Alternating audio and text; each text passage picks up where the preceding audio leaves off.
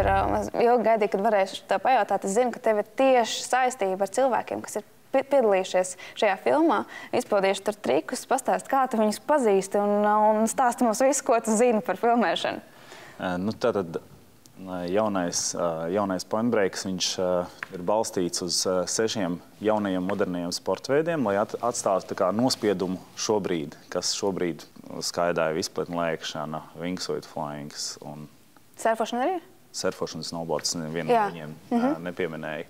Un tad katrā no tām vietām, katrā no tiem sporta veidiem viņi ir uzrunājuši top sportistus, un šie sportisti ir izvēlējušies arī kulta vietas, kas tieši asociējās ar labākie sportisti, labākās vietas.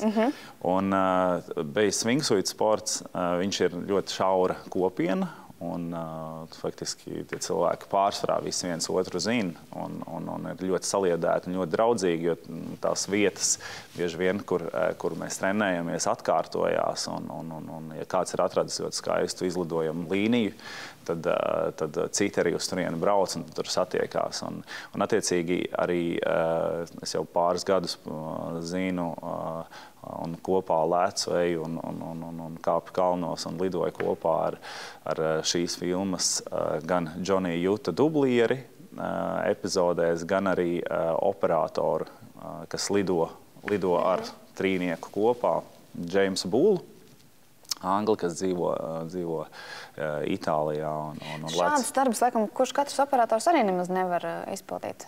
Jā, patiesībā operatora darbs ir ļoti atbildīgs un ļoti bīstams, tāpēc, ka viens ir tev, vispār bez wingsuit tieši tā daļa, tā ir izpilnēkšanas sportā un beisā, tā kā pats gals tev ir jāaiziet 5, 8, 10 gadi, lai tu nonāktu vispār tur satrenētos. Un tad wingsuit operatoram, protams, viņam ir jālido ļoti tuvu, un viņam ir jāskatās visu laiku uz galvenajiem lidotājiem. Tas nozīmē, viņam jāpaļaujās uz to trīnieku, vai centrālo tēlu, kas lidoja. Un viņš pats bieži vien, pat cik lidošana notiek ar ātrumu 200 km/h un brīžiem tur pat 2 metru attālumā no klīns vai objekta, tad, protams, operatoram ir ļoti jāmāk sadalīt šie riski, un kurā brīdī viņš skatās uz pilotu un kurā viņš skatās uz savu lidojamo līniju.